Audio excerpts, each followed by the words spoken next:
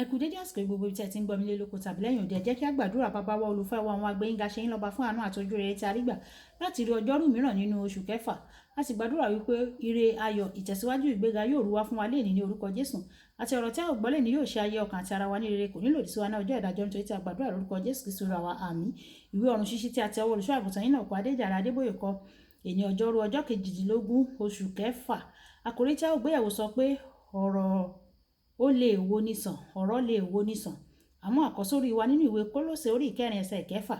Ẹ jẹ́ kí ọ̀rọ̀ yín kí ó dàpọ̀ mọ́ oore ọ̀fẹ́ nígbà gbogbo, èyí tí a fi iyọ̀ dùn, kí ẹ̀yin kí ó lè mọ̀ bí ènìyàn ó ti máa dá olúkúlùkù ènìyàn lóhùn. Ìgbà tí a mú bíbélì kíkà wa nínú ìwé Jòhánù orí 9 ẹsẹ̀ 1 dé 11. Jòhánù orí 9 ẹsẹ̀ 1 dé 11. Màá bẹ̀rẹ̀ láti ẹsẹ̀ 3. Àwọn Farisí àti àwọn ìjòyè sì mú obìnrin kan wá sọ́dọ̀ rẹ̀ tí a mú nínú panṣágà. Nígbà tí wọ́n sì mú dúró láàrin, wọ́n wí fún un pé, Olùkọ́ni, a mú obìnrin yìí nínú panṣágà nínú ṣíṣe pàápàá. Ǹjẹ́ nínú òfin Mósè pàṣẹ fún wa láti sọ irú àwọn bẹ́ẹ̀ ní òkúta pa. Ṣùgbọ́n ìwọ àti wí, èyí ni wọ́n wí o. Wọ́n ń dán wò ni o, kí wọ́n bá lè rí ohun kan fi sùn. Ṣùgbọ́n Jésù bẹ̀rẹ̀ sílẹ̀, ó sì ń fi ìka rẹ̀ kọ̀wé sí ilẹ̀. Ṣùgbọ́n nígbà tí wọ́n ń bi í léèrè síbẹ̀síbẹ̀, ó gbé ara rẹ̀ sókè, ó sì wí fún wọn pé ẹnikẹ́ni tí ó bá ṣe aláìṣẹ̀ nínú yín, jẹ́ kí ó kọ́ sọ òkúta lù ú. Ó sì tún bẹ̀rẹ̀ sílẹ̀, ó ń kọ̀wé sí ilẹ̀.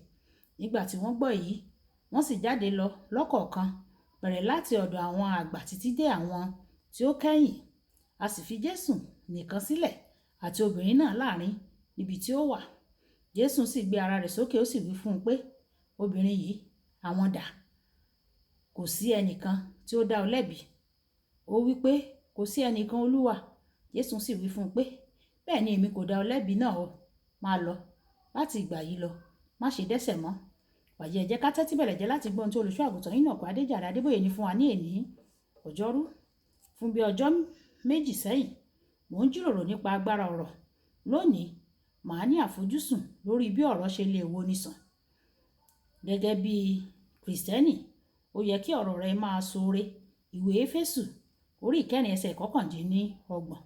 Ó yẹ kí o lawọ́ pẹ̀lú pípọ́n àwọn ènìyàn lé àti sísọ àwọn ọ̀rọ̀ ìwúrí fún àwọn ènìyàn nípa sísọ pé, mo fẹ́ràn irú irun tí o ṣe.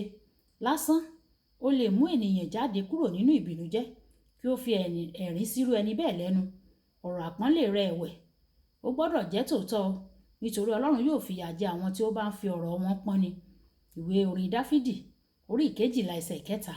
Nínú ìwé Rúùtù orí 2 ẹsẹ̀ 1, a ṣe àpèjúwe Bóásì gẹ́gẹ́ bí ọkùnrin ọlọ́rọ̀ ńlá, yàtọ̀ sí àwọn ọlọ́rọ̀ kan tó máa ń fojú tẹ́ńbẹ́lú àwọn òṣìṣẹ́ wọn, tí wọn yóò sì sọ̀rọ̀ sí wọn ṣákaṣàka.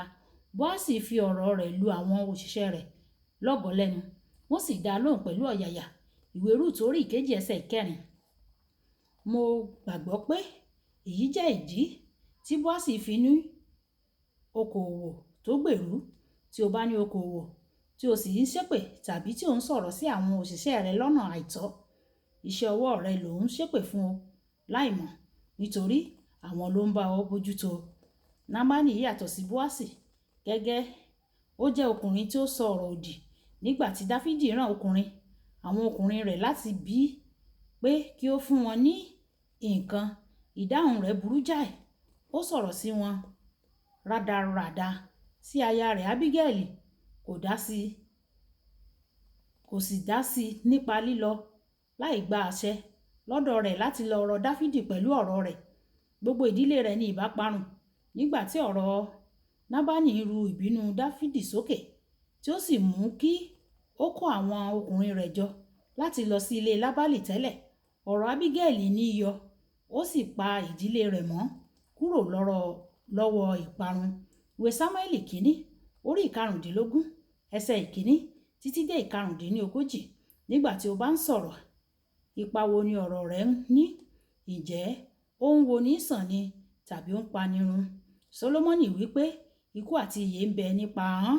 Ìwé Òwe orí 18 ẹsẹ̀ 21. Paul àpọ́stólì nínú ẹsẹ̀ àkọ́sórí wa tòní ó sọ fún wa pé kí a rí i dájú pé ọ̀rọ̀ wa kún fún oore ọ̀fẹ́ kó sì ní adùn. Ohun ìsebẹ̀ máa ń jẹ́ kí a gbádùn oúnjẹ sí ni. Ẹni tí ọ̀rọ̀ rẹ̀ bá ní adùn yóò máa fa àwọn ènìyàn mọ́ra, nítorí ibi tí àwọn ènìyàn bá ti rí ìwúrí àti ìmọrírì ni wọn yóò máa lọ. Nígbà tí wọ́n mú obìnrin tí wọ́n mú nínú àgbèrè ṣíṣe nínú Bíbélì kíkà wa tòní sọ́dọ̀ Jésù ní àárín ọ̀pọ̀ ọ̀rọ̀ ìdálẹ́bi láti ọ̀dọ̀ àwọn ẹlòmíràn, ọ̀rọ̀ Jésù ni pé máa lọ, má sì ṣe dẹ́ṣẹ̀ mọ́. Ó mú ìdáǹdè tó nílò wá fún un. Ìwé Jòhánù orí 9 ẹsẹ̀ 11. Olùfẹ́, jẹ́ kí ọ̀rọ̀ rẹ mú àwọn aláìgbàgbọ́ wá sọ́dọ̀ Kristi kí ó sì fi oore ọ̀fẹ́ fún wọn, kí ó fi hàn wọ́n. Má jẹ́ kí ọ̀rọ̀ rẹ jẹ́ kí ó jẹ́ ìdí tí àwọn ènìyàn yóò fi kọ ìyìn rere. Kókó ìṣe mọ̀ọ́mọ̀ kí àwọn ènìyàn kí o sì fi ọ̀rọ̀ rẹ wú wọn lórí lójoojúmọ́.